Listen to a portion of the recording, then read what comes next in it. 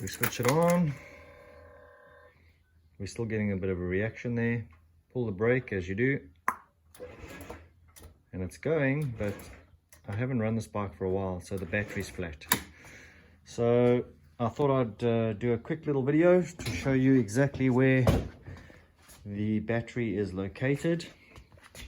You will see here on the bike that there's a screw here, and there's a screw here, 1, 2, on the other side 3, 4, same place, and then there's a last one that you're going to have to find is here, just by the just underneath the wheel. There's 2 there, one on this side, one on the other side. Okay, so what you'll need is a Phillips screwdriver or a star screwdriver, whatever you call it in your part of the world.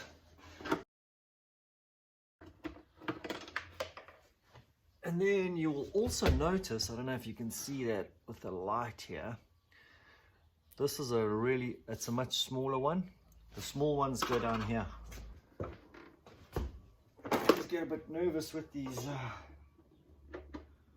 plastics on scooters because you don't want to break it, obviously. But the trick to this is once it's loose, is just to lift it slightly over here.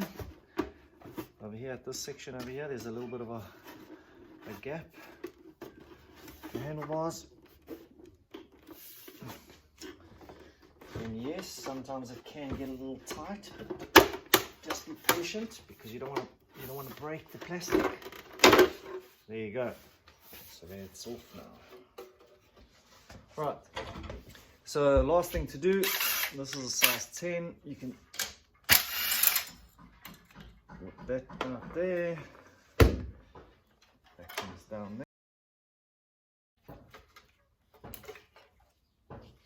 There's a little flap that comes off the top, so look after that. You can then take the positive off. There you go. And now it comes the battery. So that's it. It's pretty easy.